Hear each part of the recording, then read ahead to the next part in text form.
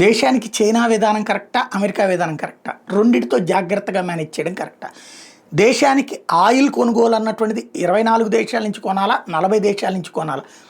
Oil భారం జనం మీద పడకుండా ఉంటే ఎట్లా చేయాలి?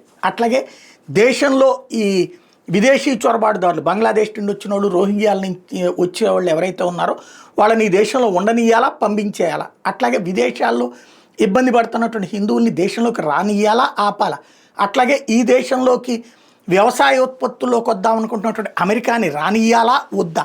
ఇది సాధారణంగా అధికార విపక్షాల మధ్యన జరగాల్సినటువంటి సైద్ధాంతిక పరమైనటువంటి పోరాటం.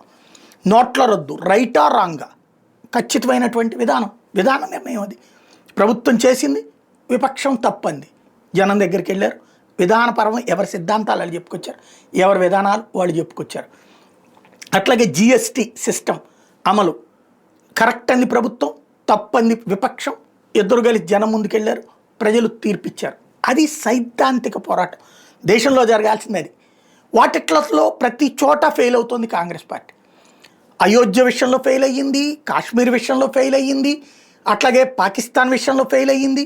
సైద్ధాంతిక అంశాలు, దేశ భద్రత అంశాల్లో కాంగ్రెస్ పార్టీ వరుస వైఫల్యాలు స్పష్టంగా కనబడుతున్నాయి. అందుకే వరుసగా 3 సార్లు ఓటమి పాలైంది.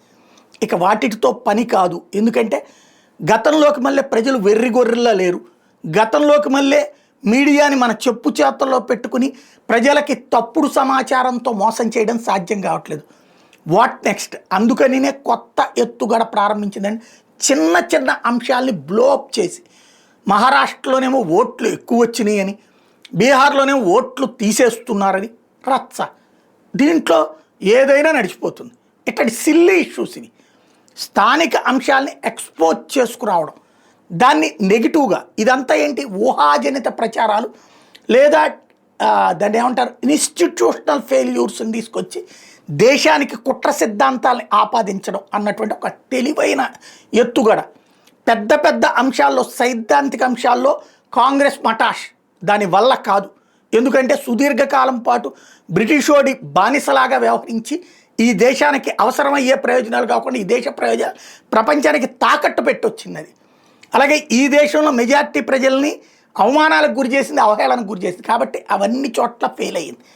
ఇక అట్లాంటి సాధ్యం కాదు. కాబట్టి ఊహాజనితమైనటువంటి ఆరోపణలు, ఊహాజనితమైనటువంటి ఇష్యూస్ని జనంలోకి తీసుకెళ్ళి గెలిచే ప్రయత్నం చేస్తుంది. అందులో భాగంగా రాహుల్ గాంధీ ఒక తెలివైన ఎత్తుగడ వేశారు. వీళ్ళందరితో టీ తాగుతున్నటువంటి వీళ్ళందరూ ఎవరయ్యా అంటే, ఈ మన దాన్ని ఏమంటారు, వీళ్ళు పెట్టినటువంటి ఓటర్లకు సంబంధించి బీహార్లో చనిపోయారు అన్నటువంటి కారణంగా ఓట్లు తీయబడ్డటువంటి వాళ్ళు బతికే ఉన్నారు అన్నటువంటి వాళ్ళతో 10 మందితో కూర్చుని, ఇదిగో చూసారా, ఇది ఈ దేశంలో ప్రజాస్వామ్యం మంట కలిపేస్తున్నారు అన్నట్టు.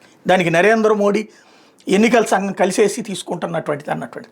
వీళ్ళకి సంబంధించి అట్లా చేయాల్సిన అవసరం ఏమైనా ఉంటుందా అంటే, లోకల్గా జరిగే ఫెయిల్యూర్స్ని తీసుకొచ్చి అలా పబ్లిక్ని కన్వర్ట్ చేయడానికి. ఎందుకంటే ప్రధాన అంశాల్లో ఫెయిల్ అవుతున్నారు కాబట్టి ఇది స్పెక్యులేషన్ అయితే సాధ్యమైంది. అందుకని పదే దాన్నే జనంలోకి తీసుకెళ్లాలన్నటువంటి ప్రయత్నం చాలా టాక్టికల్గా చేస్తున్నారు, వ్యూహాత్మకంగా చేస్తున్నారు.